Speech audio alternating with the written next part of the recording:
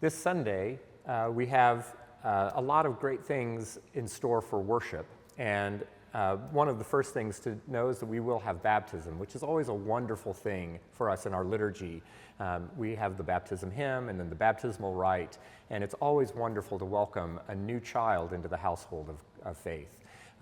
So that's always a treat that we get to have it at the 10:30. We will also be welcoming Laura Hendrick, the Reverend Laura Hendrick, to give our sermon at both the 8 o'clock in the chapel and 10:30 in the church. Reverend Hendrick is the chaplain at ESK, and she has been very popular there with the students and the faculty, and we are thrilled to have her come and be with us and share some time. So we're very excited to have a guest preacher as well.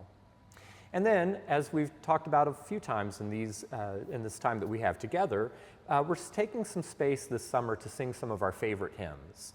And so as folks have told us the hymns that they are meaningful to them, some that we sing frequently and some that we maybe sing less frequently, we're happy to incorporate those in the summer. So we'll be starting right off with a very popular hymn that was a request that came to us, Crown Him with Many Crowns.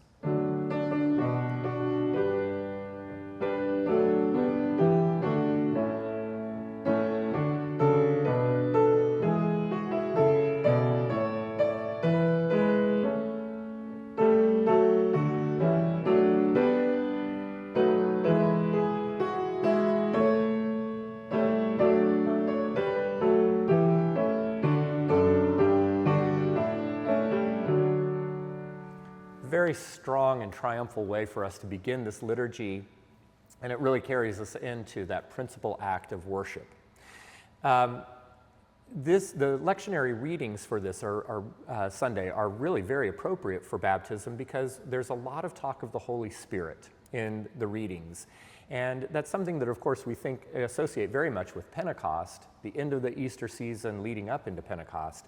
But here in the summer, in this long green season, we have yet again some readings about the Holy Spirit. And so those ideas will really coalesce around the sequence hymn, when we will sing like the murmur of the dove song.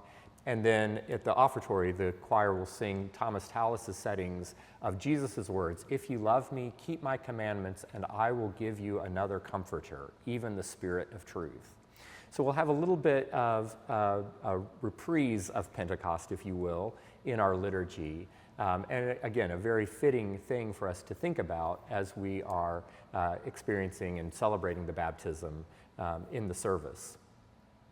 The last thing to note is that we are very grateful to have Andrew Moorhead with us, another guest this Sunday. Unjin is taking some time off. She has traveled back to her home in Seoul. She's going to be visiting her mother for her 80th birthday.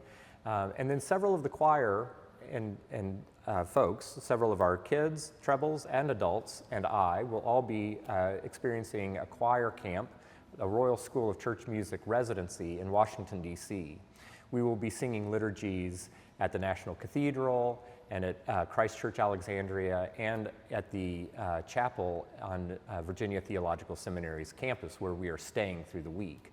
We're very excited to get to sing with people from all around the Eastern Seaboard under the direction of Richard Tanner, who is the Director of Music of St. Thomas Fifth Avenue in New York City. Those liturgies will be live streamed, and you can look for information in the weekly update or on our website to get links for those. If you're interested, we would invite you to experience some of those liturgies from the comfort of your own home. Know that we are excited to be away, but we are also going to be very eager to be back. But the choir will be singing on Sunday under the direction of Andrew Moorhead, and we will have, as I said, Laura Hendrick is our guest preacher, and we have a wonderful service in store for you this Sunday. We hope that you will worship with us here at St. John's Cathedral.